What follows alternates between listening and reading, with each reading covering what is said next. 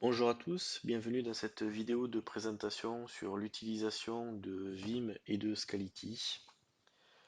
Donc au cours de cette vidéo, je vais vous montrer comment mettre en place du stockage objet Scality afin de héberger vos backups ou vos backup copies générés par Vim.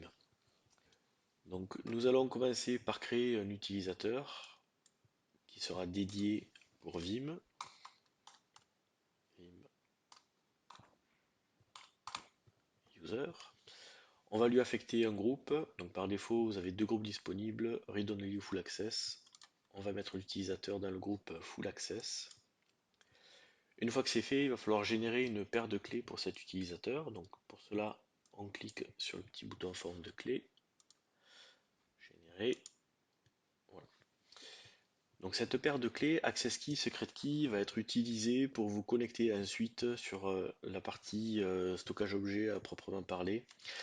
Donc là maintenant qu'on est sur le S3 Browser, vous pouvez constater qu'on ne s'authentifie plus avec un login et mot de passe, mais avec une paire de clés. Et donc on va pouvoir mettre en place notre premier bucket. Créer une bucket. Au niveau des noms des buckets, faites attention, vous pouvez utiliser des minuscules, le tiret et des chiffres. Ne pas utiliser de points ou de majuscules, sinon vous allez avoir un message d'erreur. Et le nom du bucket doit être unique sur l'ensemble de la plateforme Scality. Bucket. Si vous souhaitez utiliser l'object lock, c'est possible, mais c'est uniquement au moment de la création du bucket. On peut l'activer ici. Donc au niveau de l'utilisation du stockage objet dans Vim, il va falloir obligatoirement passer par des scale-out backup repository. Donc un scale-out backup repository, c'est un repository un petit peu particulier qui est constitué de plusieurs tiers de stockage. Donc on va avoir un tiers performant qui va être la plupart du temps un repository classique sur disque et un tiers capacitif qui va être notre bucket S3. On ne peut pas utiliser directement du stockage objet dans Vim. Il faut absolument passer par un scale-out backup repository. On va maintenant rajouter la partie qui nous intéresse le plus, donc qui est la partie Object Storage. Attention de bien sélectionner S3 compatible. Ok, next. L'écran suivant. Donc au niveau des buckets, si on fait browse, on va bien retrouver le bucket que nous avons créé précédemment. Donc n'essayez pas d'y accéder à un CLI ou avec des logiciels de type S3 Browser ou CyberDuck.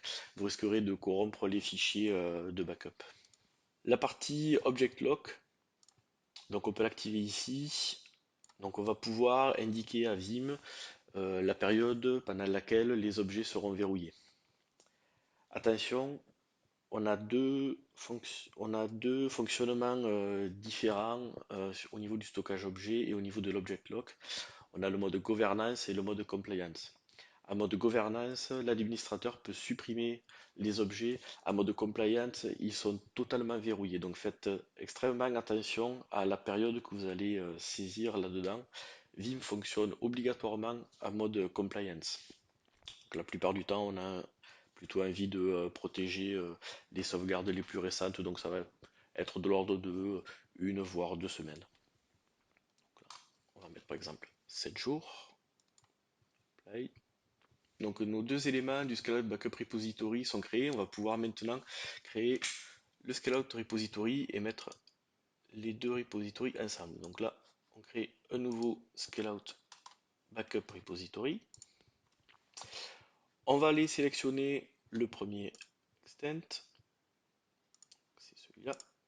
OK. Next. Next.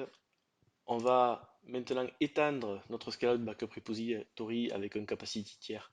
Donc là, c'est la partie stockage objet. Et on va pouvoir déterminer comment on va gérer l'utilisation de ce stockage objet à l'intérieur de Vim. Donc on a deux possibilités.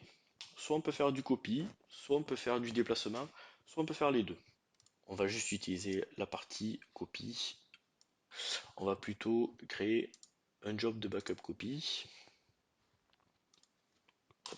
Backup copy. Next. On va aller sélectionner le job que l'on souhaite envoyer. va bien faire attention de prendre le bon repository. Next, next. Et on va activer le job immédiatement.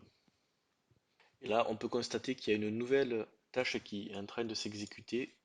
Donc, si on va voir dans la running, on voit que on a une tâche d'offload sober tiering. Donc là, c'est la tâche qui va récupérer les données qui ont été générées sur les disques pour les envoyer sur le stockage objet. Voilà, offloading backup. Donc dans le cas d'une copie, cette tâche va s'exécuter une fois que le backup copy job a terminé de copier les données du backup sur le disque. Dans le cas d'un déplacement, cette tâche s'exécute de façon automatique toutes les 4 heures. Voilà, la tâche d'offload est à présent terminée. Donc Vim a bien copié les données qui se trouvaient sur les disques vers le stockage objet.